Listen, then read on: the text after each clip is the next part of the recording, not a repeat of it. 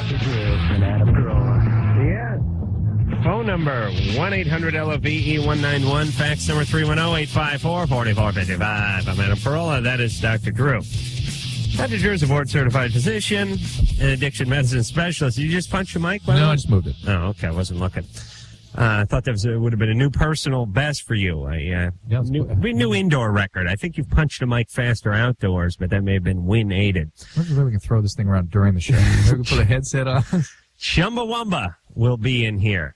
They're the band that sings that song that goes, I get knocked down, but I get up again, and it's never going to keep me down. Yes. Oh, Danny boy. All right. Okay. They'll be in here. Drew and I are just, we're pumped up. I'm ready to tape my ankles, Drew, or at least grab them, because Terry Bradshaw sent us over a couple of autographed footballs in these great velvet Crown Royal, black and gold, silver. I should say black and gold Steeler color sacks, and he autographed them and sent them over to us. And the beauty of these two balls is this is the Duke. Yeah. This is the NFL pigskin job. This ain't no... I don't think I've ever held one of these before. And here's how you know it's a real ball. It doesn't say official size and weight. Right.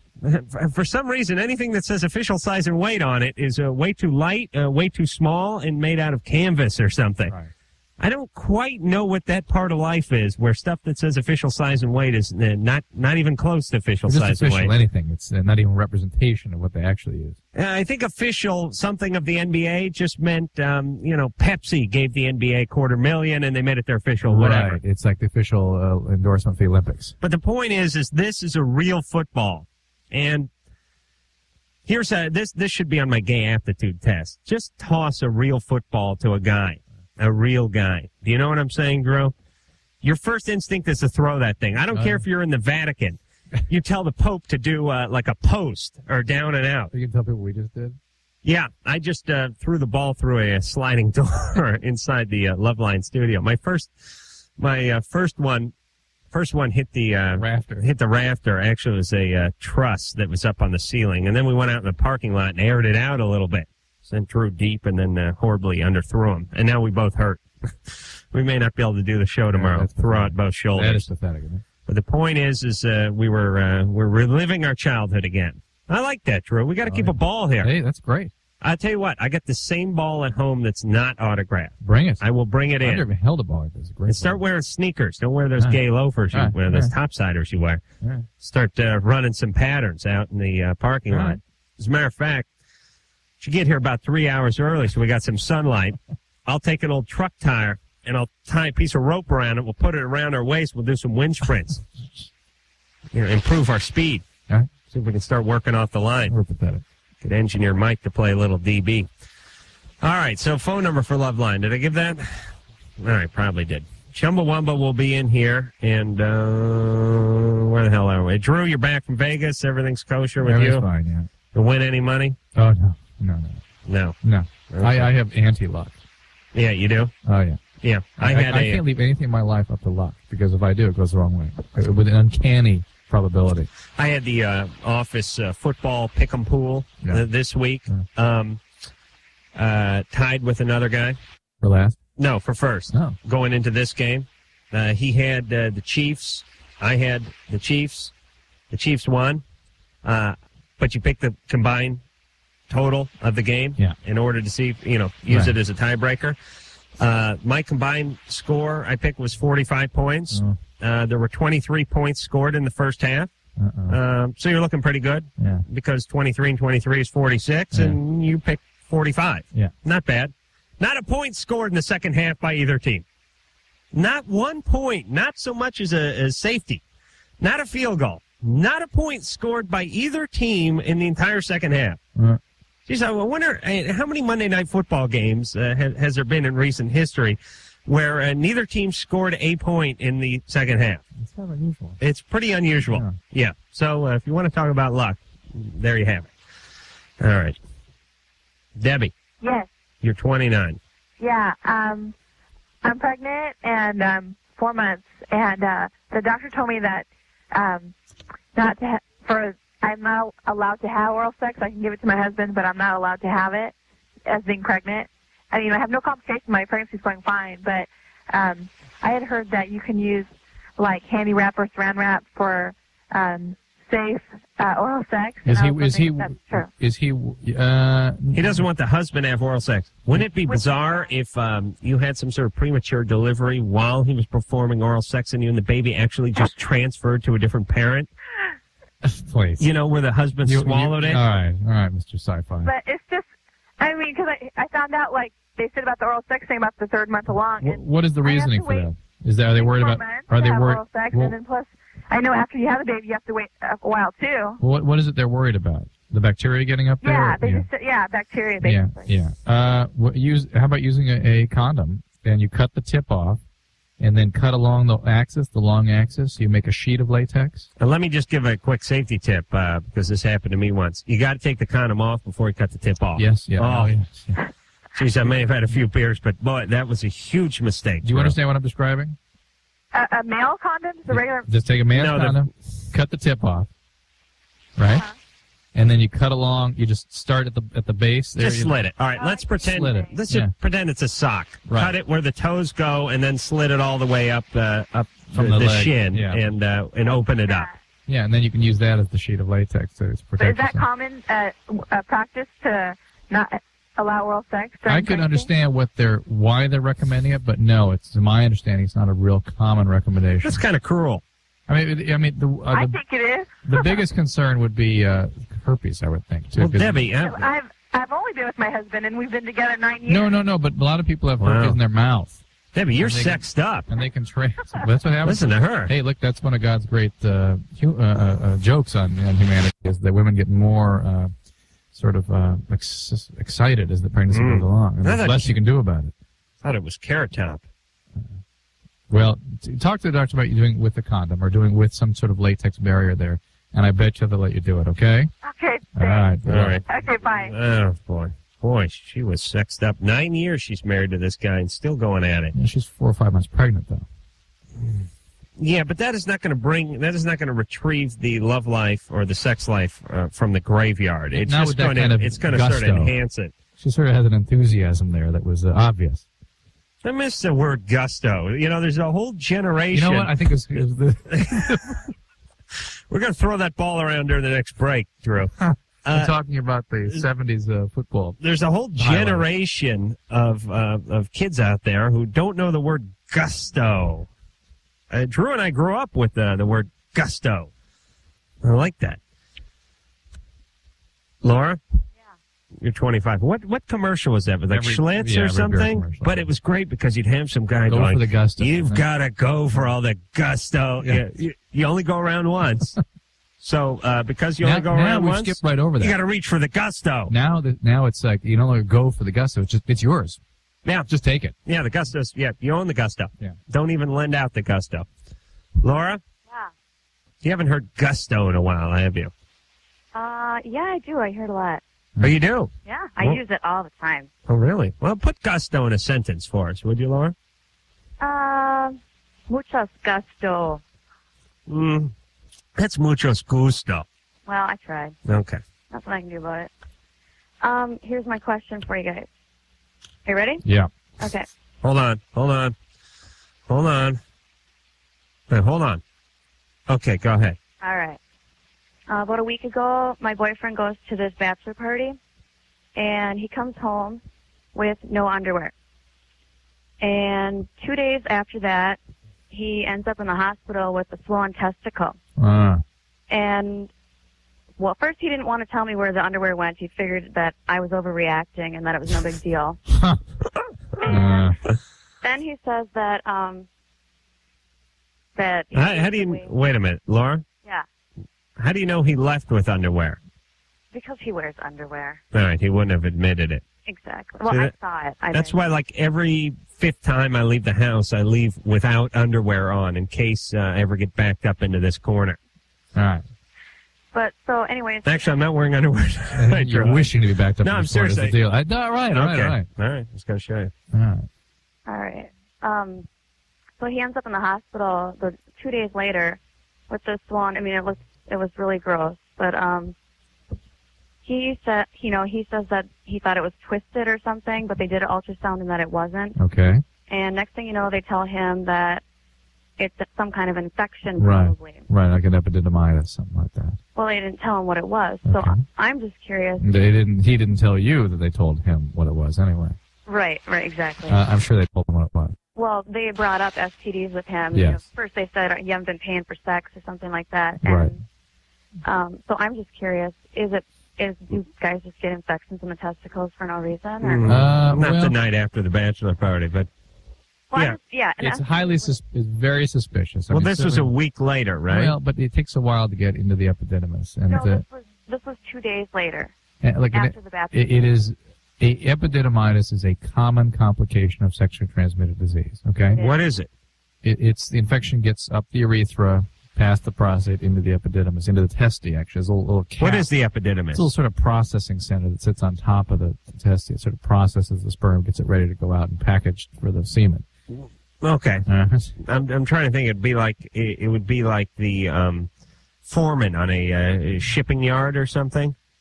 Like Christmas wrapping station. Okay. And before it goes under the tree. Right? Mm-hmm. Yeah, having a white Christmas. Yeah. Oh, so you don't think that it could be from? I mean, because he's all telling me. I mean, I've been tested for STDs, and he, Well, it can happen spontaneously. It can. And I mean, maybe it could be part of a prostate infection or prostate inflammation. Maybe he was sort of stimulated by this whole thing and it got everything inflamed. It's also possible that guys just from masturbating, any other irritation of the urethra, it can trigger something like this. Okay. So it doesn't mean necessarily that he had contact with somebody else, though certainly it's a suspicious situation. Okay. Okay. That's it. What was his friend pretty wild? The guy who got married? Well, no, actually, no. But there was 25 guys there, and and another thing that's just been bothering me is he says, well, if it is an STD, it's obviously from you, and we've been using condoms for the last month, and we have a baby and everything, and we didn't use them before, but not for the past month. We've been using. Well, how did he explain his underwear missing? Oh, he said he gave them. You know how bachelor parties they have like a scavenger hunt, like a list of things they need? No, they don't do that at bachelor parties. They do that at bachelorette parties, maybe. Let me tell you what's on the list at the bachelor scavenger hunt. Beer, lesbians. All right, we're done. Who's getting the beer? Larry is. And the lesbians? Bob. Okay. All right, let's sit around and talk about high school football until the beer and the lesbians arrive. There's no scavenger hunt. Scavenger hunt. This is women do this. Women do this, and he knows the women do this, of course. So right. Well, that's what he's saying. Is scavenger that hunt. bachelorette party came Are up you kidding? to him. Can you imagine a bunch of guys sitting around? All right, we're going to start scavenger. Kiss my ass. Where are the lesbians? No. Scavenger hunt. No, the women had to go and get the stuff. They're hunting in their pockets for loose singles. That is the scavenger hunt. But the last bachelor party I was at, I stumbled into the bathroom about 4 a.m. to urinate in some sort of drunken fog, wearing nothing but my underwear, dropped my underwear, and had a single spring out of the waistband of my underwear and fall into the toilet. See, but you had your underwear. That's true. That's all he had. It was stuff with my... All right, so I don't trust this scavenger hunt story. But the deal is, though, it is possible, it's not inconceivable, that this was not related to some specific contact, okay? Okay. Right. Your only way of getting at the truth is to put producer Ann on one of the other participants of the party.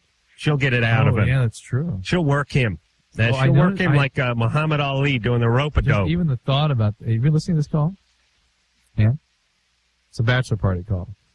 Uh-huh. Are you okay? All right. Drew, stop talking to Ann when she doesn't have her headphones on, please. I'm very disturbed about these kinds of calls. All right. I'm being disturbed right now about something else, Drew.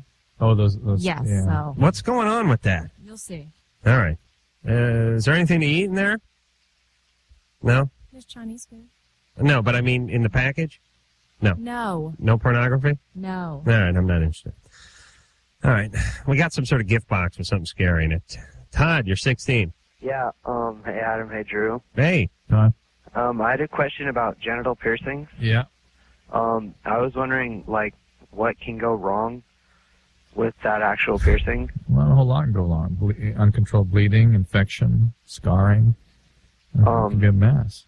All right. Dysfunction, you can make it so the penis doesn't get erect anymore. I mean, all kinds of things can happen. Well, what about... It tends not to, amazingly. I mean, shockingly to me. It doesn't. I couldn't imagine. But it's certainly possible. What? That these sorts of complications can develop. Why do you want to get... What kind of piercing do you want to get? I've already had it done. What'd you have done? Yeah, I had it done a week and a half ago. What'd you have done? It's a piercing on the bottom of the penis, kind of at the base, just in front of the testes. What do they call that, an ampulang or something? No, this is just a version of like a Prince Albert. No, that's not a version of a Prince Albert. What do you call it? They just call it a genital piercing. You don't have any cool nickname for it? I think that's the ampulang. No, there's no technical name for this one, because I've been doing piercings for a while. You've been doing piercings? Yeah, I do piercings too. Oh, you pierced yourself? No, I didn't pierce this one, but I've done all my other ones. Who pierced that one? A good friend of mine. Oh, boy. All right, what happened Boy, to you? you guys are close. What happened to you? What do you mean what happened to me? Growing up. I don't... Huh? Nothing. What? Come Nothing. on. What'd your parents do to you? My parents are pretty cool. Really? Actually, yeah. What happened to them? What happened to... Nothing happened, really. Where are they? Well, one's asleep right now, and I don't live with my dad. Mm-hmm. What's the deal with your dad? Well, my mom and my dad got a divorce when I was younger. How old were you? Right now I'm 16. How old were you when your mom and dad got divorced? They were... How old were you? Okay. I was... it's time for a Loveline reenactment. Now, Drew, do you think you can handle the reenactment? Right. I will play the part of Todd with the genital piercings. My parents got divorced when I was younger. How old were you? I'm 16. How old were you when your parents got divorced? My mom was 33. How old were you when your parents... I told you I was 16. My mom was 33. My dad was 38, I believe. How old were you when your parents got divorced? I'll be 17 in June. What? Our callers, we have the world's dumbest callers. They don't know what they were talking about. Meaning, here's what our callers could do. They could say, I flew in tonight on a purple dirigible. And you'd say, how big was it? And they'd say, what? All right. Hey, Todd? Yeah. How old were you when your parents got divorced? 4. 4. Now, what was going on with your dad when that happened? Did he strike you or anything? No, he never... My dad would never hit me. Did you see him strike your mom? No. Did he strike your penis? No, he never struck my penis. Okay. Well, why are you doing all these? We'll turn over all the cards. Why are you doing all these weird piercings on your penis? I only have one on my penis, but the penis thing was kind of an experiment because like a bunch of my friends did it and they said it was something cool, so I wanted to see like what. Now, let me ask you this. Here's the other flip side. If your friend's penises jumped off a high bridge, would your penis jump off the bridge too? I don't know. Well, all right then. Not so much for the lemming penis theory. Okay. Todd, the other side of this is sometimes when when kids have sort of hippie parents. Oh yeah. They get really into this stuff. Is that? Hippie parents? Yeah, your parents sort of hippie-ish? Kinda. Yeah. My dad was a hippie. Yeah, and that's the other side, and that in itself has its own form of abuse, and Adam will speak to that. Well, I guess you got to eat weeds. I got to eat weeds. That was the form of hippie abuse I had when I was a kid. Smoking weeds, is that what you mean? There's a little of that too. All right. All right, Todd. Yeah. And how's your penis now? Okay. You're going to hurt yourself, Todd. You don't even know what the potential is for harm here, and you're sticking spears through yourself. Come on. Well, that's what I was kind of calling. But Todd, you've already done it. I mean. Yeah, I know, but I was thinking about actually doing the Prince Albert one. All right, no. Listen, you moron, don't do it. Let me tell you about. I treated my penis for many years like a vintage Thunderbird. I kept it in the garage with a cover over it. Rarely ever used it. Up on blocks. Wheels off. Oiled it up like 3 times a day. The point is I have said this many a time. I spend the entire day focusing on keeping sharp objects away from my penis. That is my number one concern. I may not do another thing in a day other than keep sharp things away from my penis. Drew, your schedule's packed full of seeing patients and going to the hospital, reading text and literature. Not me. I stay home and focus on keeping sharp stuff away from my penis. And caring for it, right? Just the general care. Yeah, there's a lot of upkeep, a lot of maintenance. Yeah. All right, Chumbawamba will be in here in just a moment, and Drew and I are going to throw around the pigskin until then. What's the music about? There's nothing like this radio gig. If it's not sports equipment, it's fresh pressed orange juice and Chinese food. And women. All the women. All right, Chumbawamba is our guest tonight. Alice, now, is it Nutter? We just be Nutter? Nutter, N-U-T-T-E-R. Nutter. Nutter. And Dunstan Bruce are here, both from Chumbawamba. Welcome to the show. Thank you very much. You guys are playing the Palace tomorrow night, which is a very nice old place. And then it's back to Europe, back to England? It's back to Scandinavia then. We're going to gig in Finland and Sweden and Denmark. Now, you guys have been around for many years. We are, for the last 15 years. Oh, boy. But a lot of people around here in the United States are just hearing about you now because of the success of the record. Have you toured the States a number of times? We've been through America twice in the back of a van. You know, like doing it yourself, driving, right, sleeping on people's floors. But this is the first time that we've ever been where we've had a relative amount of comfort. Right, where there's actually a hotel room. It's a bed, actually. We'll have to call it a bed. Wow. We should do that, too. All right, so you're going back. Now, how long have you been here in the United States? 3 weeks. 2 weeks. Are you disgusted? You're fed up? You're ready to go back? No, it's not. We haven't got that view of America that everybody's stupid. Oh, you haven't? No. Oh. I mean, you got to travel around more. Well, everywhere you go, people make out that like working class people are stupid. Yeah. Because they watch telly. You know, what a ridiculous thing. You don't become a sitcom just because you watch one. Well, it's not a bad point. Actually, the people who put these sitcoms on are actually much stupider than the people that watch them. I remember one time I was pitching an idea to somebody on, I believe it was MTV, actually, station we're on.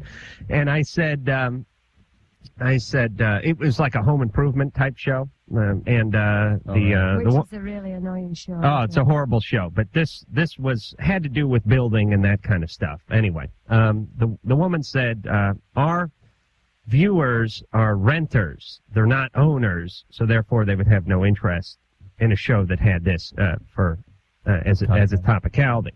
As you know, through the research they've done, everybody who enjoyed, like, for instance, I Love Lucy was married to a Cuban band leader, and everyone who saw McHale's Navy was actually at some Philippine island driving a PT boat in World War II, and everyone who enjoys Friends lives in a Manhattan apartment and looks good but doesn't have sex with each other. Answer your point. Idiots. Everybody on TV is an idiot. So they actually make fun of the people watching the TV, but I do believe it's the people that are producing it. But let's talk about government for a second, because I found out that you guys are anarchists. Yeah, we are. Now, what anarchy was sort of hip here, and, when the punk movement was going down, maybe in the late 70s, and the Sex Pistols and all that. Was that then with the anarchy in the UK and all that business? I mean, that's when we first sort of got drawn towards politics, but people have this idea that anarchy is chaos and disorder, because it was totally valid when Sex Pistols were kicking against the establishment, but, not really sort of defining what they were doing and not talking about social responsibility or all like that.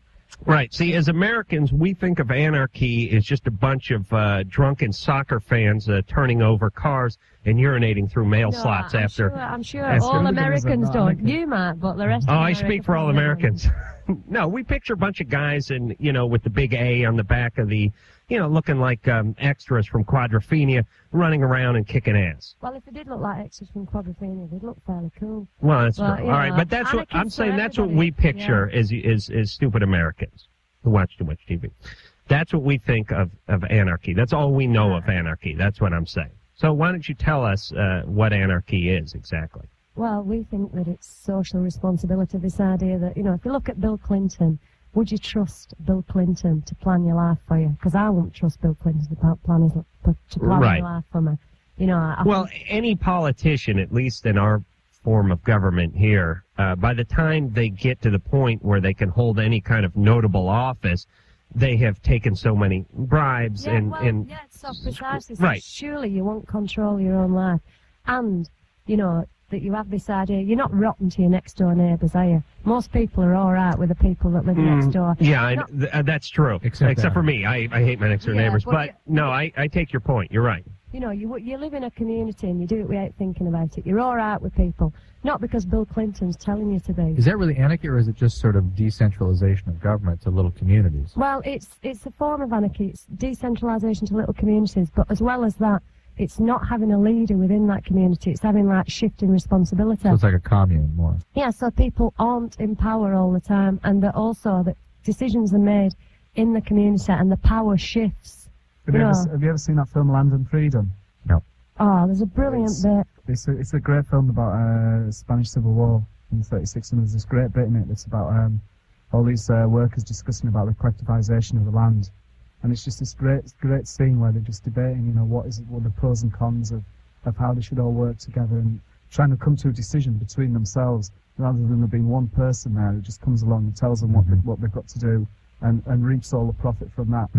So it wasn't a case of, you know, they were going to remain poor whilst this one person just came along and took all the money off them. You know, how's it different than communism?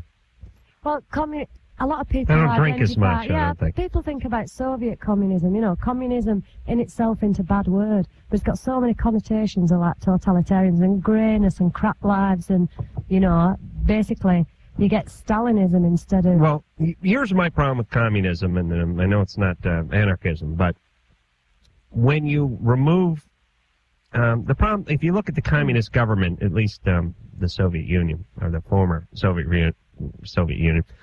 People, you know, they didn't go the extra mile to make it work, to make that shop work. I mean, they didn't, the product wasn't what it could be because the people weren't personally invested in it because they couldn't lose their job. And it wasn't, like if you start a small business and you have to keep the small business afloat, you get there extra early, you stay extra late, and you don't get drunk at lunchtime. Yeah, but it was never communism. It was state control. It was the same sort of state control as you've got in most countries. You know, there were about 17 days where they had a pure revolution. And then Lenin decided that people were too stupid to decide things for themselves, and that the Communist Party had to be a vanguard. Well, we're saying people aren't stupid. You know, would you like to get rid of the whole monarchy in the UK? Of course, yeah, but I don't want them dead because they're more trouble dead. You know, yeah, they're as martyrs. Soon as they're dead, they're everywhere. It's better just to go off to a small island and live comfortably. Well, you send them to Brazil. I think that's what you do. All right, I'll tell you what we're going to do. Why don't we hear a song from Chumbawamba, just in case people aren't putting the band together with the song that they know. We'll play it. Engineer Mike, you have that? Okay. I'm guessing we're going to hear Tub Thumping, right? All right. From Chumbawamba, Tub Thumping. I really like that song. Although I was singing something, you know, completely different for the first month I'd heard it in my car. Get knocked. All right, but let's just make sure because I've heard a lot of people screwing it up. I get knocked down, but I get up again, and there's nothing ever going to keep me down. You're never going to keep me. You're never going to go. Okay. I get knocked down, but I get up again. You're never going to keep me down? Yeah. There's no and, you're never going to. Just your. Oh, it's a bit of an anthem is what it is. All right. We'll talk more to Chumbawamba and Chumbadruba after this. Hey, this is Fiona Apple, and you're listening to Loveline with Adam Carolla and Dr. Drew. Yes, you is. Alice and Dunstan are both here from Chumbawamba, the big band that has been around for a big amount of time, but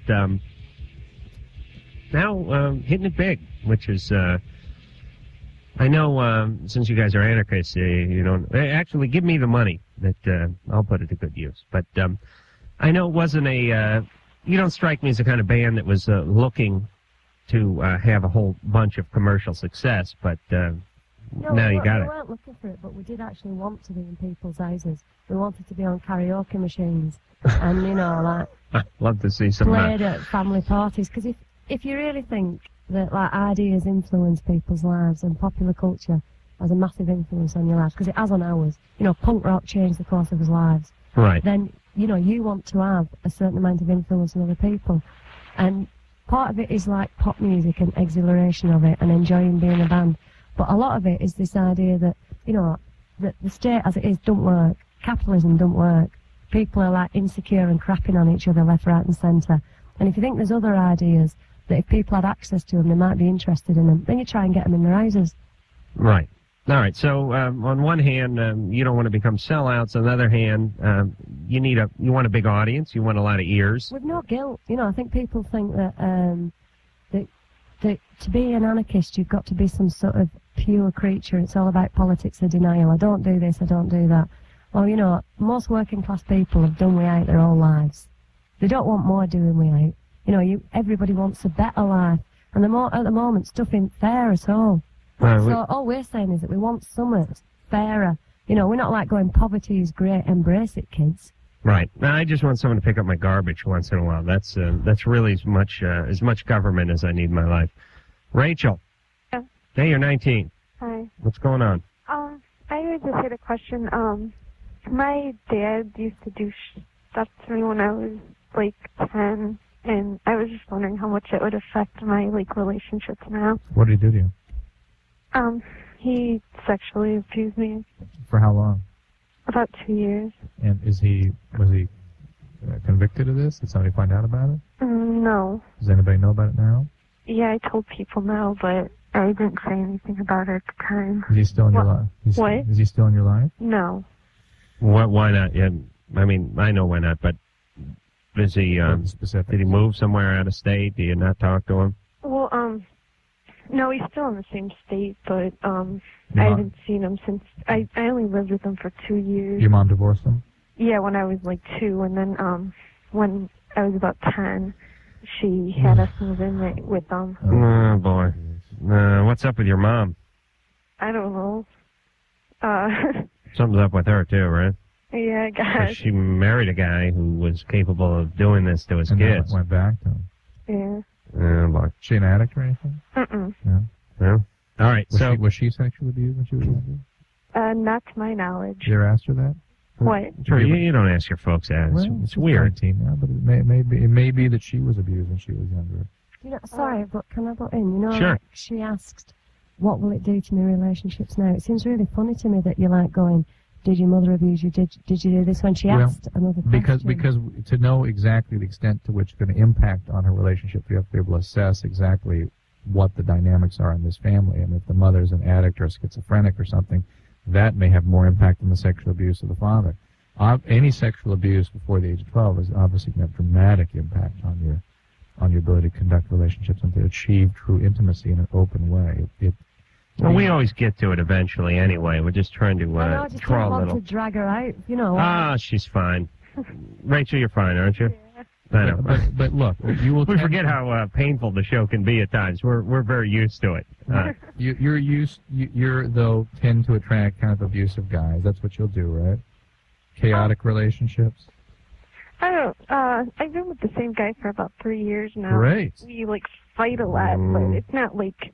I don't know. That's unusual. I mean, it's good to be able to try to maintain a stable relationship. How old is the guy? I'm 23. Mm-hmm. So he was 20 when you were 16. Mm-hmm. Mm-hmm. Well, he was 19. He was almost 20. You were in the 10th grade, and he was 2 years out of college. High school? Well, I'm guessing junior college. Well, he wasn't in college. But... Right. Not even junior college? What? Actually, people who go to junior college are even dumber than people that just miss college straight away out of high school. All right, so listen, Rachel. Mm-hmm. Hold on, they have junior college in England? No. No. I wanted to say something. I were going to say, like, if it were a bloke going out with a younger woman, there wouldn't be any, is there anything strange about this relationship? Oh, no, yeah. Because people accept that, you know, men go out with younger women all the time because that's the status quo. No, not here. Not an adult. Well, it is a bloke going out with the younger bird. No, but I'm saying if it's, yeah, you're right, actually. You're right. Oh, You're right. Strike one up for capitalism, Drew. Well, no, we don't tend to raise our eyebrows at a 40-year-old guy and a 29-year-old girl, but a 20-year-old and a 16-year-old are in two different worlds. And a 16-year-old has no capacity to assess whether or not that 20-year-old is a healthy person or not because they're not peers. the 16-year-old still, beginning in high school. It's not the end of the world. It's just when I was 2 years out of high school, I couldn't imagine going back and dating someone who was in the 10th grade, or even a senior in high school, or even someone who was a senior in high school when I was a couple years out. No, it's fine. We want you. It's Dunstan. We need to quiet down. The man is out of control. I'm going to give him the pepper spray in a second. All right, here's what we're saying, Rachel. You're not damned to have horrible relationships your whole life because you were because your dad sexually abused you, but you're certainly prone to do it. And unless you sort of keep a watchful eye out for it and get some therapy and so on and so forth, you're likely to do it. But you're calling, you're aware of it, and you just have to watch yourself. I mean, it's almost like... The good news is that she was older when it started, and this wasn't a guy, this wasn't really her father in the sense that it was somebody she knew was her father growing up, so it wasn't the same kind of violation. Right. So there's potential there for her to be able to heal a lot of this on her But it's own. like saying, everyone in my family was an alcoholic. Am I going to be an alcoholic? Or does it affect me? Not necessarily, but take it easy anyway. I mean, don't go out, don't get a job at a brewery because you're prone to it I had a little bit. Experience today. I watched daytime television. No, really, and they had on some of the women that were having sex with this guy who was HIV positive in upstate New York. Oh, that guy, that was going around having sex with everybody. And most, at least virtually all wives women, of senators. no. Sexually abused teenagers. Oh, right. And is that the guy who supposedly went around schools? Yeah. And I was just appalled at the way the actual fundamental issue that created the circumstance was completely dismissed. As well, we always know that affects people. But let's talk about the glamour and the chaos that this guy created, rather than talking about the source and the solutions. It was just very disturbing. The source being these women came from broken families with histories of abuse. Sexual abuse. And therefore it left them wide open for any predators. One of the moms came up and said, listen, this is the product of sexual abuse, and for people that don't think it's a profound impact on people, my daughter has been afflicted with it her whole life, and as a mother I've been suffering. I thought that was what the show should have been about right there. They went right past that. Went, okay, all right. And on to, let's talk more about how many women this guy had sex with. Oh, yeah. Pathetic. That's real tittle-in. All right, well, daytime TV, everybody. But, it's geared at people who are the unemployable. So, and physicians who are back from Vegas and rock bands who are on the road and killing time before spreading their message on nighttime radio shows. Sarah, you're 18. Yeah. You're on with Chumbawamba. Hi. Hiya. Hey. Hi. Come on, Dunson, say hi. Come on. Hi. All right. It was more like a, Hello, more Sarah. of a squeak. That's what I want to hear. All right. What do you want now? Okay, well, sometimes after my boyfriend and I have sex, I will not go into convulsions or anything, but I'll shake and get really cold and clammy and I'll cry a little. But the thing is, it's not like oh, I'm trying to get attention. Oh, hold me. But it's like I have no idea why. Mm-hmm. And then he'll try and so what's wrong? And he'll try and touch my arm and I'll jerk away. And I know this sounds really gay, but I'll feel really naked. You know what I mean? I start to cover up myself a little. Mm-hmm. And I feel really uncomfortable. And I didn't know why. Can I ask a question? Do you like him? Oh, God, yeah. We've been going out for over 2 years, and we live together and everything. I love him. We're each other's first everything. So then I'll just move on. After you masturbate, do you recoil from yourself? Do I Or cry? Or Do you cry? No. You don't have an emotion. I cried once when the VCR got jammed with one of my tapes. It But- literally broke Just before down. your favorite scene? Yeah. If you want to get used to thinking about somebody else, use your other hand. It feels like another person. You mean use your bad hand? Let me try Use your that. left hand. I thought you had to sit on it for ages until it went numb. Yeah, sit on until it falls asleep. Yeah, I may try that tonight. Or I'll use Drew's hand. Who was our guest that came up with an interesting question? Any recurring dreams? Oh, yeah. That was Charles Fleischer. Right. Sarah? Yeah. Do you have any recurring dreams? Of anything in particular? Yeah. Yeah. No. No. Never been smothered by a guy or anything? Nobody tried to drown you in a pool? No, but how funny that you bring that up, because I always have, it's nothing like a real big dream or anything, but I always have a dream that I'm, almost drowning, but I can, breathe underwater. Do you have asthma? Huh? Do you have asthma? No. Are you heavy? Am I heavy? Overweight? No. Okay. The sleep apnea sometimes leads to those dreams, and asthma and that sort of thing. So do you snore when you sleep? No. Okay. Well, I would snoring when you're asleep. Snoring is a sign of sleep apnea syndrome, where people stop breathing during their sleep, and during those periods of apnea, they'll often dream that they're underwater, and they'll wake up gasping all of a sudden. She's awfully young for that. It'd be bizarre if she had it. But does that have a connection with the crying? No. We're completely off the subject now. Were you ever touched or violated in any way? Yeah, but I don't. That's. Oh boy, we're talking about swimming and dreams, and what happened? You want to know everything that's ever happened in my life? Well, no. We went on the specific sexual abuse that pertains to this problem. Excuse me? What happened? Well, nothing really. I mean, the normal old stuff, but I mean, I'm not going to use that as an excuse because it doesn't please, bother me. Okay, that's fine. Well, you can let down all that defense right now and tell us exactly. No, I'm just letting you know because some people have a tendency to go, well, what happened? Well, what happened anyway? Well, I mean, nothing really. Just the normal old stuff, you know. Excuse me a second. Sarah, general sodomy or what? There is no normal or general old stuff, and it always has profound impact on your emotional world. And if you're going to maintain massive denial about that, you're never going to get through this. Well, no, I'm not having denial. I'm not going to lay that as an excuse. It's not an excuse, but it is the source of these conflicts.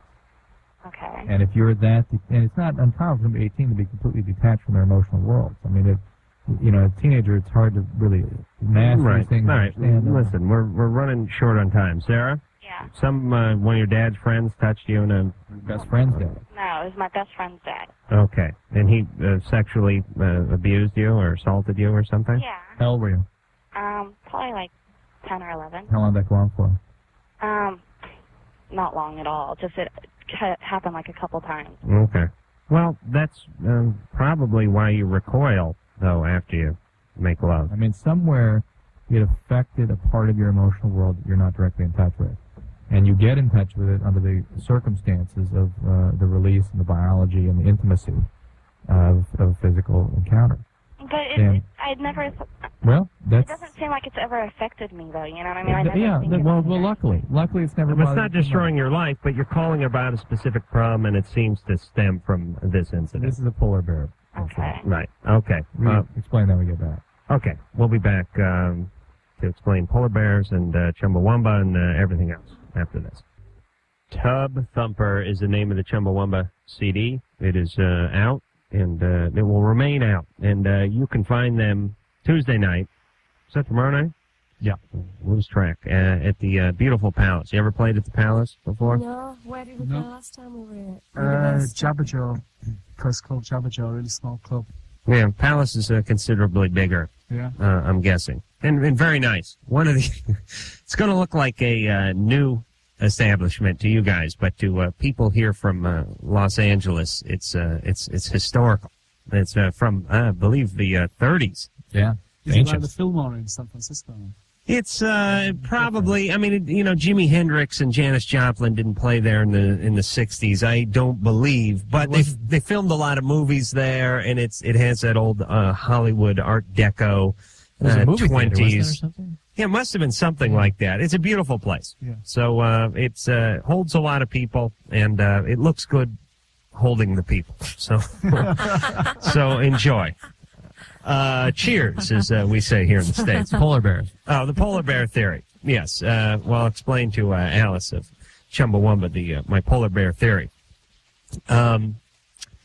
If you want to understand the mating habits and the rituals and whatnot of polar bears, you only need to study about 50 or 100 of them. You don't need to see every polar bear. You know what I mean? Like for scientists, we check out 100 polar bears, see when they mate, how old they are when they die, and a few other things like that. Then we understand polar bears. And this show is about that with people.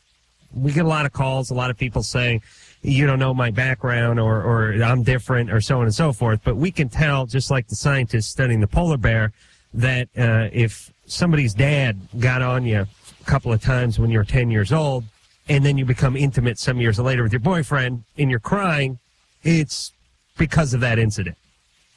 That's what we can tell you because we see it night after night after night. We don't have to take each, just like scientists, they don't take, they don't. You said you don't take each individual case. No. No, everybody's an individual, but we are human. We are human. They're an beings, and individual, our behaviors, but it's like if you go into the if you go into the emergency room and you say, I have this sharp pain coming from, put your hand over your heart and you say I have sharp pain.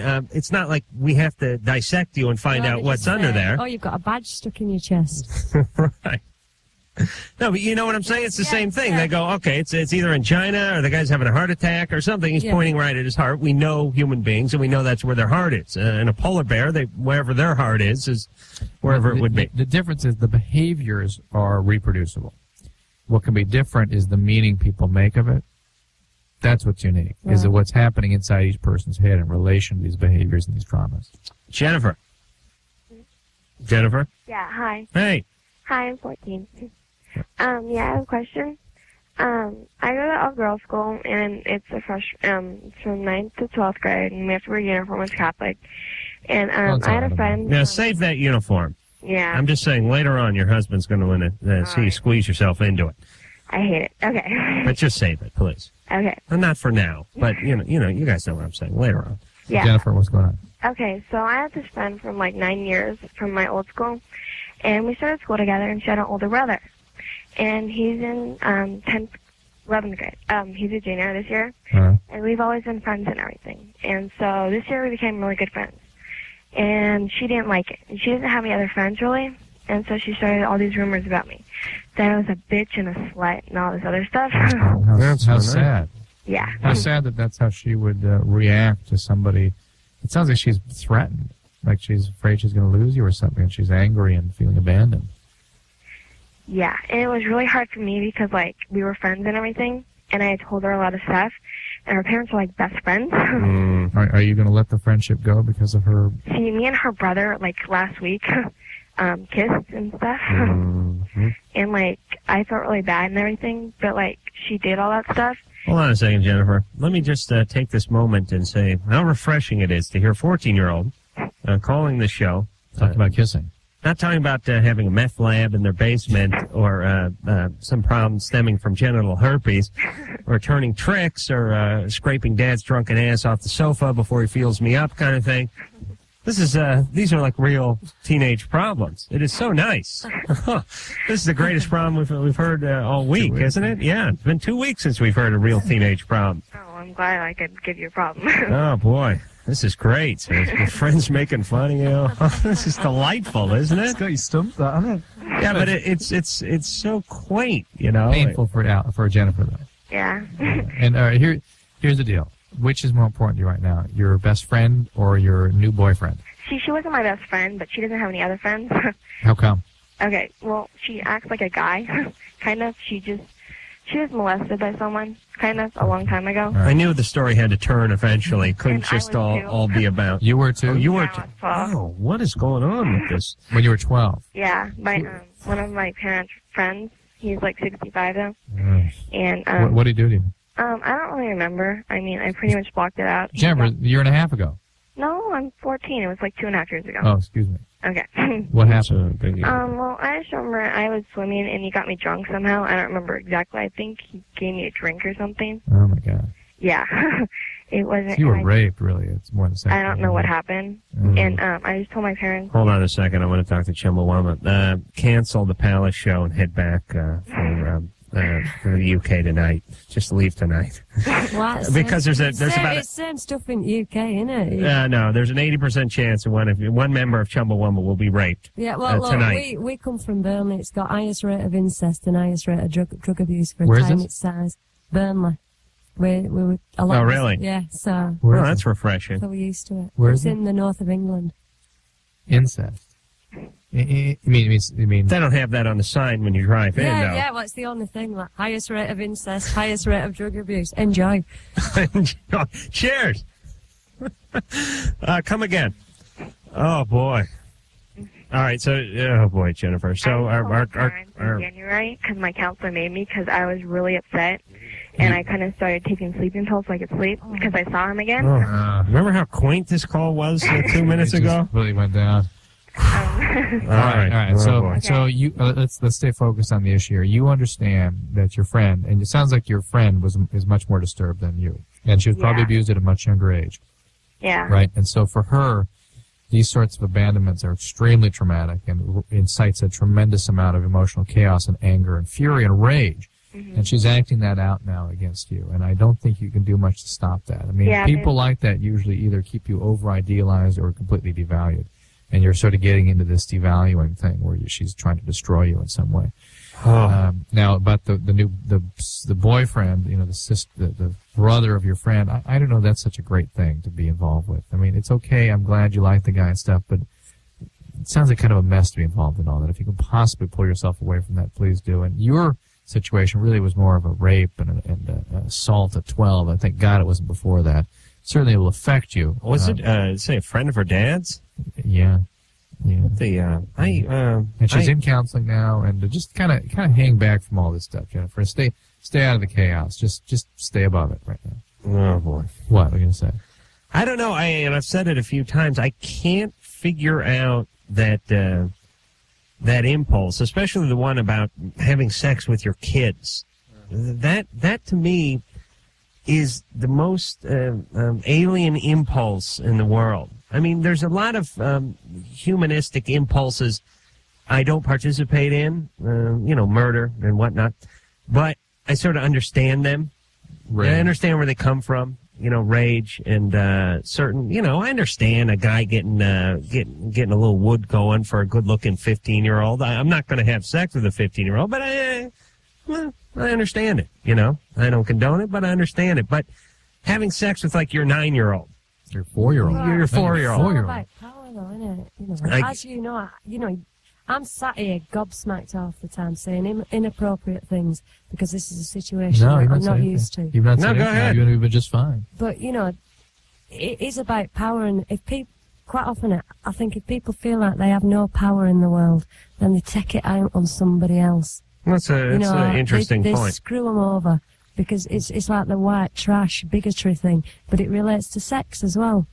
Well, I always believed, I believe, too, that part of it, and Drew, you always disagree with me on this one, I think, but I think part of it is, if you're a man and you're having sex with your 4 or 5-year-old daughter, part of it is a hatred for your wife, because that is the ultimate thing you could do to destroy your wife's life. I mean, it's the ultimate object that you could destroy. Do you know what I'm saying? Yeah, I understand that, and God knows there may be something like that there, but that's even more diabolical. Though I think it's more kids who were abused themselves at that age grow up to be adults, well, yeah. And they're basically trying to recapture that piece of themselves by having somebody else.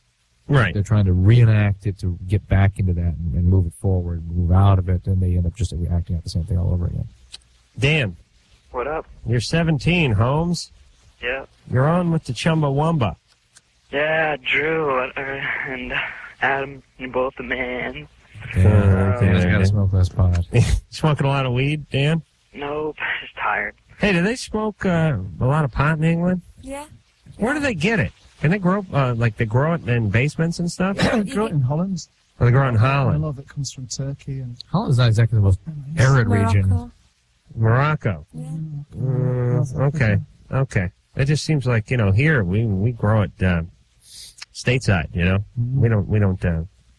We don't have to go to other places. Although, we get some from Mexico and that kind of thing. But England doesn't seem like a good climate to grow marijuana. No, people get caught growing skunk and stuff like that by helicopters with really? infrared lights, because they can see where you've got all the, where you've got all your lights on the.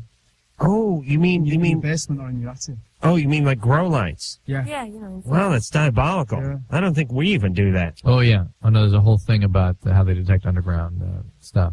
Oh, there is? Yeah, but they don't do military. It. They don't do it in your house. They just check your electric bill and they see. No. They have the helicopters that go over and can scan for these things. I understand. Yeah, but they don't scan your home. They scan a field that has it. No, what's for underground stuff? Oh, it is. Yeah. But but you must have helicopters going around your ghettos, because that's Oh, what we we do. get, in Leeds all the time. There's always a police helicopter. Yeah, here in this country, the land of the free, where you're free to pursue happiness, you can't have a pot plant in your backyard. Otherwise, you'll be arrested and lose your But you can house. have a gun. You can have a gun. Have a pot plant, Have a but gun. You can have an gun. arsenal. Are you kidding? You can have a liquor cabinet filled to the brim with tequila, and you can have a basement chock full of ammunition. But you can't have a pot plant. You know why? Because people might get hurt.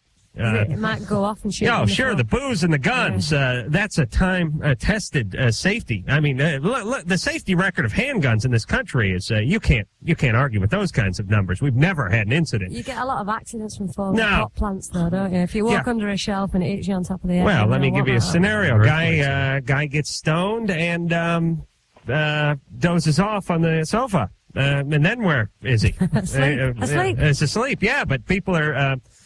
someone could get hurt, theoretically, if they tripped over his napping body. I'll tell you that right now. That's right. Yeah, Ann brings up a valid point, which is he eats all the carbohydrate foods in the house, and the kids, the little ones, wake up next morning to find cereal boxes torn open and gone through like a raccoon got into the house. And they might put it over their heads and run outside into the garden and not be able to see anything. That's right. And Hit their head. Break a bone. That's right. So I think, this is just a handful of scenarios that Alice and I have come up with. Dan. It's a very dangerous drug, this marijuana. Very dangerous. Dan, your question? Dan? He's falling asleep on settee. Dan got a little contact time. Dan, you there? Yeah. What's the question? I'm trying to record it. What's going on? My question was about chronic masturbation and if it ruins your sex drive or anything. What do you mean by chronic? Masturbation is a chronic human condition, I suspect. Well, all right. Numbers? You mean Okay. excessive, you talking about? Yeah, you just do it a lot. We take chronic sort of means excessive. Chronic means just ongoing. It does to doctors, but to society, chronic means intractable. More than 14 times a day. No. What are you good 12? for? What are you good for a day, Dan? 5, 6. Oh, that's healthy. I'm not setting any records, but I'm saying Every day? yeah. Are you doing okay in school? Yeah. You have a relationship with Yeah, I'm driving now, so I gotta do okay in school. Do you have a relationship or No, girlfriend? not right now. In between. In between? Any problems? But, does it I figure, it's going out. Is your testosterone going out? Or? Well, No, it gets better, doesn't it? The more you do it gets stronger. There is a point at which it stimulates testosterone production. Oh, really? I don't know what that is for a given individual, per se, but and you may be exceeding that, or at least getting near that. But don't wank and drive. Unless it's an automatic, because I had a little difficulty with the stick shift on a mountain road once. I always worry about the fact that if it's not having consequences, it still is sort of a way of dealing with some feeling state.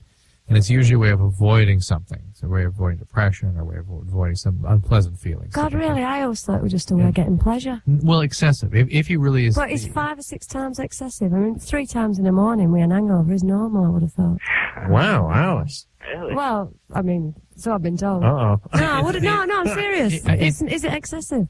Well, three times is in the mornings with all. With a bad tall hangover. order. Oh, that's even harder with the bad hangover. Because you got the cotton mouth. And, Well, Adam is the king of excessive masturbation, so if he thinks it's excessive, then that's sort of my threshold for... I like to think of myself as the duke of excessive masturbation. You're the threshold, you're the keeper of the threshold. If you think it's excessive, then it truly is excessive. Yeah, 5 or 6 times a day, which I've exceeded but it's been isolated incidents. I have not averaged 5 or 6 times a day for more than a year or so. No, but that's quite a handful. Pardon the pun. I mean, that's pretty excessive. For a 17-year-old male. It's not. Here's what I'm saying, Alice. It's not a bad day. Right. And it's not even a bad, weekend. But if you're averaging 5, 6 times a day, and you're talking about 40 times a week, 35, 40 times a week, And you'll have a good bowling arm. Yeah, you'd be like Superman. You won't need a jack to change your tire. If Dan was phoning up and going, I'm having a great time, I'm wanking 5 or 6 times a day and it's fantastic, and if he was really up, would you still think that there was a problem there, or is it because Dan's phoning up and he's going, this is my point. It's a good point. It is very difficult to generalize and say this is too much for a given individual, because people have very different sex drives and whatnot. And 5 times a day for some people may be just what they have to do, and that's just what they have to do to keep up with their normal production. Oh, yeah. Normal production. Right. But he is saying it doesn't feel quite right to him, and he's wondering if it's wrong or not. And usually, maybe his parents have saying, look, don't do this. It's in a range where you think, that, this is getting a little compulsive, and you can actually get sexual addictions if he starts getting consequences, but he keeps doing it in spite of the consequences, and you worry about true compulsions. No. And I worry more about the fact that you're just avoiding some feelings, and if you're avoiding feelings, so be it. Just keep your eyes open for a more realistic way of dealing with your feelings. Dan, that's my is any of this ringing true, or you're just wondering if your manhood is leaking out your urethra on a daily basis? Well, I'm not really worried about consequences and whatnot, but I'm thinking more like, what does it do to stimulate? I mean, what does it do to you physically? It makes you feel good. Yeah. Sarah, that's what I think. Yeah, it doesn't do anything, Dan. You're fine. No, not worried. There's not some sort of reservoir that's going to dry up. All right. There will be no sperm embargo or something that goes on some years from now, where you cannot get fresh sperm now, and we have to go, soak your hamper in a big vat in order to relive your past. You're fine, Dan. It just keeps coming. As a matter of fact, several million were probably produced in the time it took to do this phone call. All right? Have one on me tonight, Dan. All right. All right. Thanks. All right. Yeah, what Drew was saying is if you perceive it as a problem, then it's probably a problem. But if you don't, you're probably fine. Although I'm well off the 5 times a day pace now. My older days. Quite a bit of time though. That's what can any of us do 5 times a day? Have the time to do that? Think about it. Yeah, but back in high school, you could squeeze one off, between periods and stuff. I mean, you really could. It really didn't take long at all. 3-4 minutes ago for him. Yeah, it's like, and women, what? I'm thinking that maybe it's just 3-4 minutes ago, and then get on with his life. Oh, yeah. But if you do it 5 times a day, it's going to take a little longer. Just think about it as he's got the runs. I mean, how often do you go to the toilet? It's just the same. Alice. Yeah, when people go to the toilet 5 times a day, they are complaining. They are disturbed. That would be a visit to the doctor immediately. You got to understand something, Alice. As a female, you guys can have an orgasm without actually having to generate any fluid that you expend from your body. Us guys, we got to work it up a little bit. There's a little bit of a physiological process that goes on here that by the time you get around your 4th or 5th one, the calf starts cramping up. One of the eyelids starts fluttering uncontrollably. You have to actually hold it down so you can study the pornography. I mean, the lactic acid builds up in the forearm. It can be quite a painful experience. You sweat right through the comforter. There is some difficulty involved with the 3rd, 4th, and 5th time around that obviously Dan has mastered. All right, Chumbawamba will be back, Drew will be back, and I'll be back. Hello, this is Brian Wieskin. And I'm Richard Patrick, and we are the band Filter. And you are listening to Loveline with Adam Carolla and Dr. Drew. No. Talking to Alice and Dunstan from Chumbawamba. No, it was a football injury. It didn't affect the boxing. Although, let me tell you, all you a-hole snowboarders and all you idiots out there on the skateboards and everything, wait till you get into your early 30s. That stuff that, like when you dragged your groin down the railing and all that kind of stuff, and you just went, ass over coffee table into like the chalet on your snowboard and stuff, and you did it at 15, 16, you're going to start hearing it when you're 30, 32, 33. Again, yeah. I screwed up my shoulder horribly when I was young. I was like 12 or 13. I had a horrible shoulder injury playing football, and that didn't really have a problem with it for 10, 15 years. Now I start moving my shoulder around. It sounds like a meat grinder in there. It's weird. What is that? It's like a calcium, or how does that work? Preponence?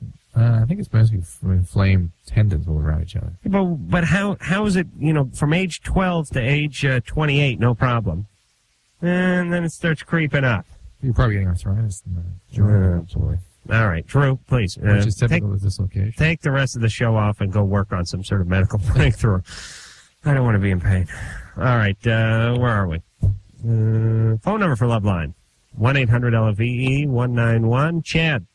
Hi. Hey, you got a comment for the Chumbawamba? Yeah, I was listening to the beginning of the program, and I was listening to them talk about anarchy. I just wanted to say that I think that they're right, that most people could probably govern themselves and take care of themselves and be okay without anyone having to tell them what to do. But I think the reason that we have the governments we have and the past have had the governments we've had is because the majority of people don't want to be led. Don't want to be led. Yes, want to be led. No, the majority of people actually don't vote. It's not that they want to be led. If you count up... Hold on, Drew. Get the people who do goddamn vote chair and out of there, don't. would you? All right, I'm sorry. It's all right. If you count up the people who don't vote, it's more than the people who do. So what does that do to your argument? Well, the general apathy, I think you could chalk a lot of that up to. I don't think it's apathy. I think it is like... I don't vote a lot somebody. just because I'm lazy and it's, there's something on TV or something. Well, it must be also that you don't have the faith or the trust in that system. Right, you don't think it works. No. Well, it's like you feel, some a-hole in a three-piece suit who claims to have faith in Jesus Christ is going to be in there fooling around on his wife, no matter who I vote for or when I vote. Which means that you have no faith in the system. Right. And this... So it's, it's a vote of no confidence not turning up. Right. Well, here's what this country's about. This country is basically, and I speak for all Americans when I speak, they want the government to stay out of the way so that they can lead their lives. That was the fundamental principles. Yeah, they don't want but we've completely, we're getting away from it. But we're getting away from it. We've relinquished that entirely. All right, Abe Lincoln over here, ladies and gentlemen. We don't want the taxes to become so great that you can't go out and earn yourself a living and have a little something left over at the end of the day. All the threats on tax and all this sort of business are all preying on people's fears that they won't have enough in their old age, they won't have enough to survive. And it's like a really paranoid culture when they don't have enough anyway. Well, you have to remember, this country was the fundamental political issue that founded this country is taxation. I mean, politics of America basically distilled down to taxation. That's a big, big issue. It's ingrained in everybody around here. I mean, that's the Stamp Act, the T-tax, and all that. This was the reason this country's separated. Right. So those traditions still... Where? What's that, Canada? Where do we separate from? Yeah, the point is taxes are big around here. Always going to be. And it's interesting. We Adam and I were in Pittsburgh a couple weeks ago, and in the front of the War Memorial is a quote from Abraham Lincoln that was just so surprising to me, which basically was what the American government is supposed to be to stay out of the way so people have a chance to have a fair crack at this race that we call life. They just stay out of the way so everybody has a level playing field and go. Figure out what you can do. I read Howard Zinn's History of America and the stuff that he said about Abe Lincoln and Thomas Jefferson, which were at the time that they got the presidency, they were among the richest men in America, and they had a stake in being powerful, which was, to maintain the wealth and get more wealth. Well, Jefferson certainly. Yeah, well, Lincoln was very poor. Lincoln grew up very poor. I thought Lincoln were a really well-off man. Lincoln was raised before the age of 10 was in a house that had one wall and 2 sticks. And when his father moved them to Illinois, we like to call that a goalpost. They called it a lean-to or something. No, he was in a lean-one. Yeah, his mother and sister, they all died in the winters in Illinois because they had nothing. They had less than nothing. And he was completely self-made. But look, be that as it may, it's not a political show, and we don't want to get into it. You lie like a rook. The point is people are apathetic around here. I will agree. I don't think people in this country anymore have real strong feelings on politics in general. I think people in this country, for the most part, want to be left alone and want to carry on. And whether that's democracy or it's anarchy or whatever you want to call it, you talk to most people, they want to work, they want to provide for their family, and they don't want the government telling them, how much booze they can buy, how many guns they can own, and how much taxes.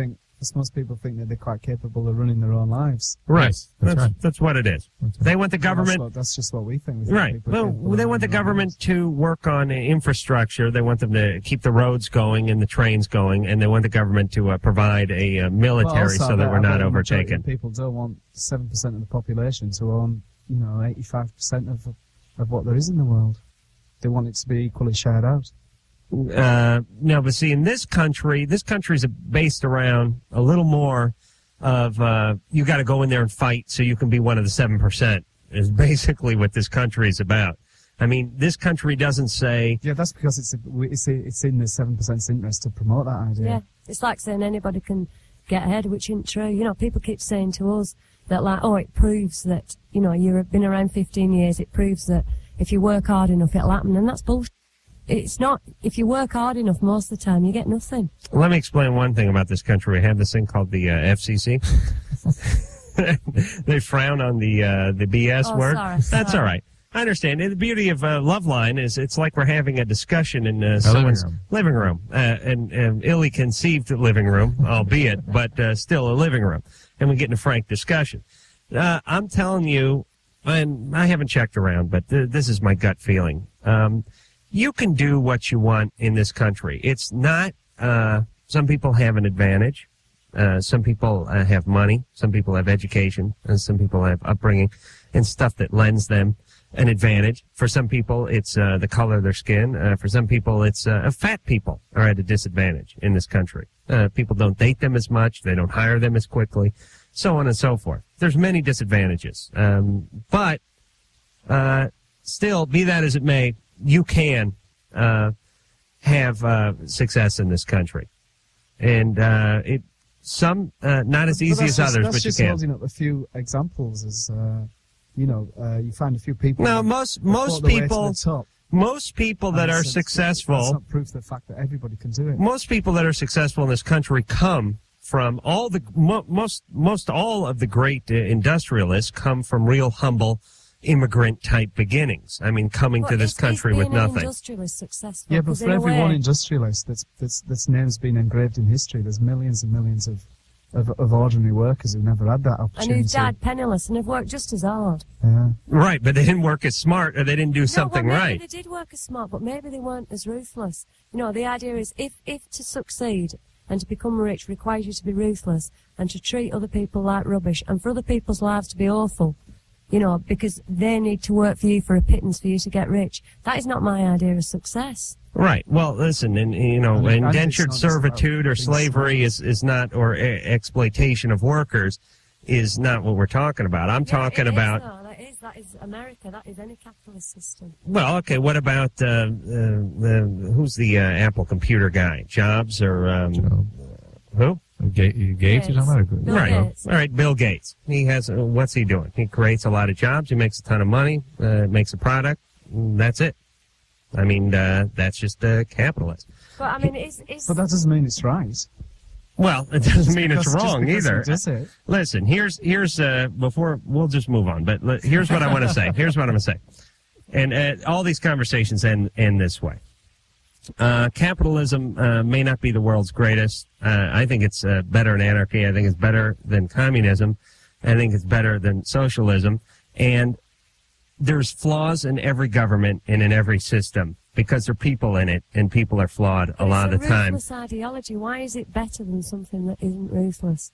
Why is it better than something that actually says, to care about people is a good thing? Well, because you're taking the human nature out of it. The reason this is the way it is. Not intrinsically flawed. We're saying, what capitalism says is that in order for you to have more, other people have to have less, and that's the way of the world. No, I don't think it says that. Yeah, well, it does, because there isn't, for somebody to have 8 million, somebody else has got nothing. Somebody else is making, $3.25 an hour. We'll take my job for a second. What people say to me is, do a good job. Stop talking about government so much. but do a good job. We'll pay you a lot of money, and we'll make a lot of money, too. And the sponsors that advertise their product on the show will make a lot of money, and then they'll be able to employ a lot of people. I mean, it's one of those things. I mean, I don't know who sponsors your show, but for all those sponsors who are making all that money there's people over the other side of the world who are living in absolute poverty. Yeah, look at and Nike. That can't be right, can it? Look at Nike. How rich do you need to be? They were making a huge profit in America, and yet they moved the factories into the third world because they wanted to make more money. And they're still saying to American people, buy this product. All right, but what about Ben and Jerry's? What about Ben and Jerry's? They make ice cream and they give their employees a bunch of good benefits and all that stuff. Listen, we're not talking about Ben and Jerry's. We're talking about the way that money functions. But that's a capitalistic venture. Yeah, of course it is. I'm not defending Ben and Jerry's, but just because there's one capitalist, benevolent company doesn't mean that what Nike does, which is entirely ruthless and rotten. I have a point though. But if you went out and talked to those people in the third world who now have jobs, they're delighted with the jobs. You're sat here in a comfortable office on Saturday. And if we took that 7% money and spread it over everybody would not have very much. And we'd have a lot of dissatisfied people, and out of that would come the ruthless people trying to get ahead. All right, hold on. I don't believe you. I really think let's run the numbers. The dissatisfied people would be the 7%. All right, well, listen, we got to go to break. I'm going to call my broker, and you guys can discuss the ins and outs of politics, and I promise we'll take some sex questions when we come back.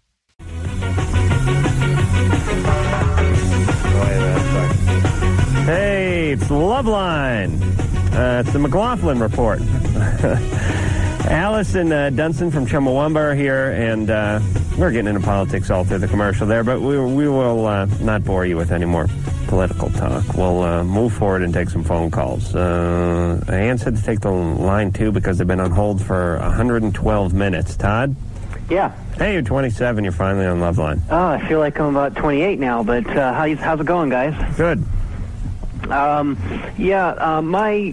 ex-girlfriend and I, we broke up, and we've had a pretty decent relationship, and anyways, a relationship that she recently broke up from about a month ago.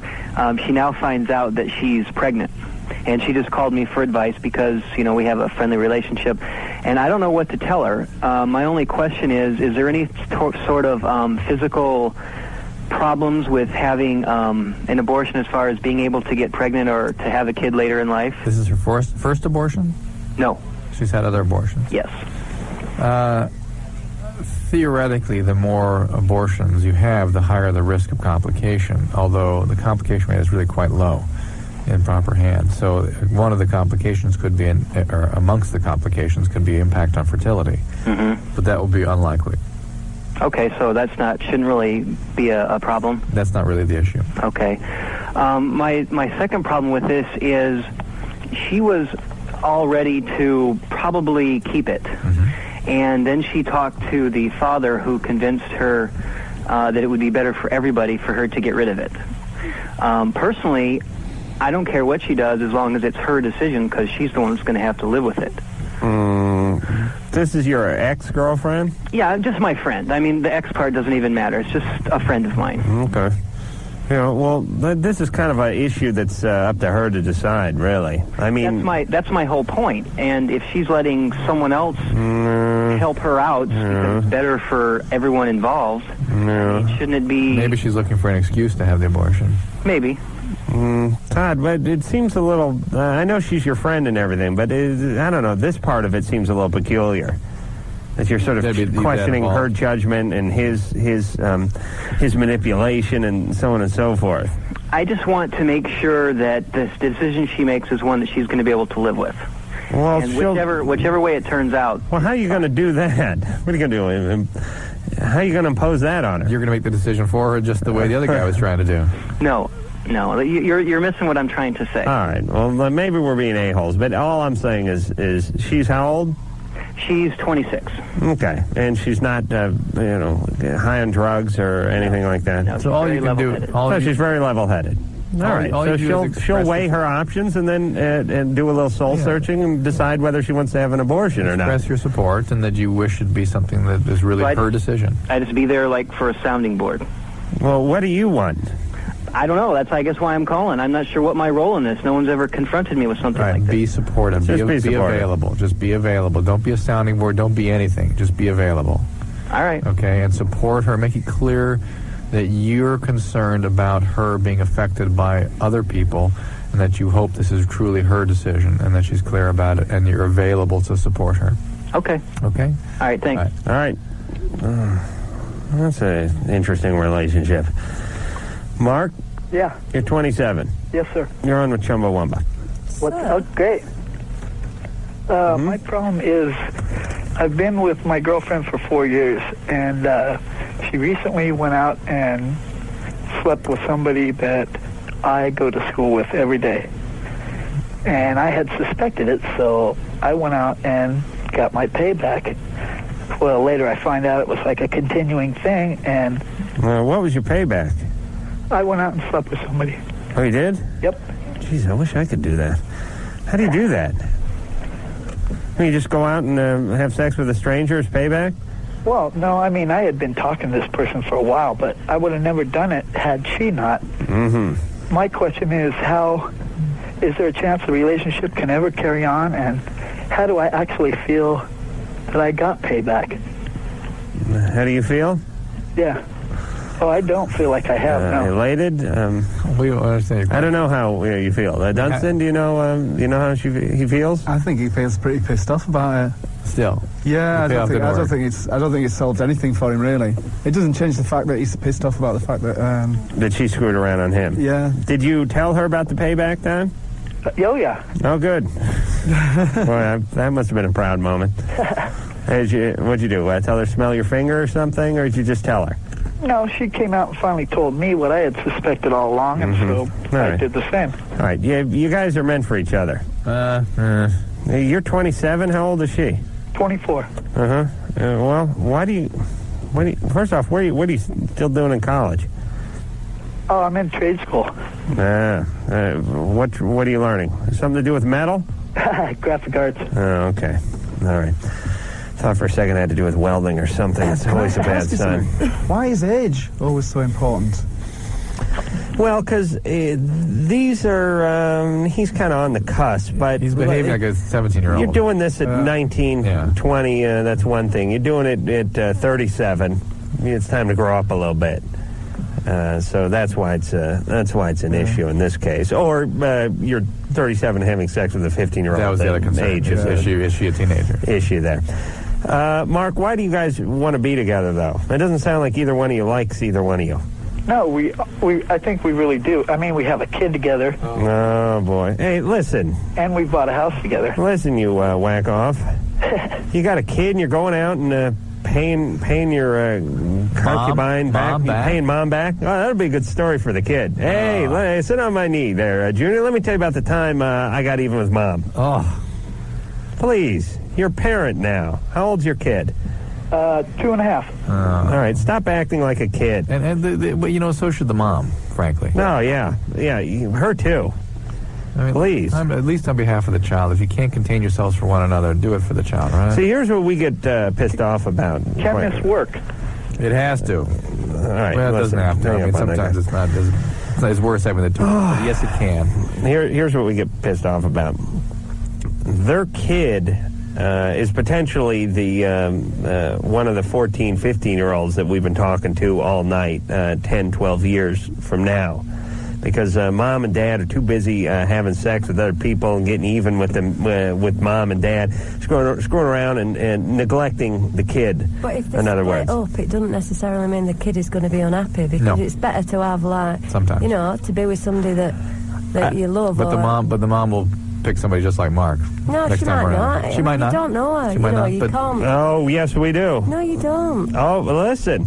She's. Tell me what colour her hair is, what her eyes are like, what her background is. You really all right, don't know. I'll tell her. And I can't tell you what kind of car she drives either, because it's all inconsequential. What is consequential is the fact that she's has a kid and she's out screwing around, and she's hooked up with an idiot who's repaying her by going out and screwing around. And we do know that about her, and that does make a difference. That's her idea of intimacy, and so she'll recreate that in other contexts. People don't change their notions of intimacy. Everybody screws up sexually every now and then. Everybody does something that they wish they hadn't done. You know, it's an irrational thing, and it's the nature of the business. But it doesn't mean you do it over and over again. You realise you don't feel good about it sometimes, and don't carry on. Sometimes. A lot of people do it over and over for quite a period of time until they I hope sort of they slow can down. change on behalf of the child. I hope they can. Right. And by the way, one of the reasons I don't believe I'm not into people breaking up is because statistically, in the overwhelming number of cases, when people break up and they end up pairing up with somebody just like what they left. That's what people do. And so you might as well work on the relationship you have and try to make a go of that, because you're going to do the same thing with somebody else. That's the overwhelming probability. But we're all individuals, Drew. Please, come on. Mark. Mark's asleep. Mark's been on hold for 87 minutes. Mark? Hey, Mark. All right, Mark fell asleep a long time ago. What are you doing, Drew? We got to do a break anyway. We do? Yeah. All right, maybe you're right. All right, we're taking a break. We'll be back with Chumbawamba. Hello. All right, out of show. We're just about out of show. Let me see. Let me give a plug to the band. Tub Thumper is the name of the song, is the name of the CD. Chumbawamba is it? Chumbawamba. I'm getting punchy tonight. Well, please. Chumbawamba is the name of the band, and I'm sure you get this question all the time, but what does that mean anything? We don't know.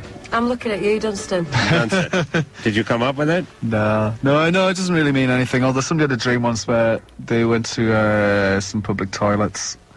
And over one toilet it said Chumba, and over the other toilet it said Wamba.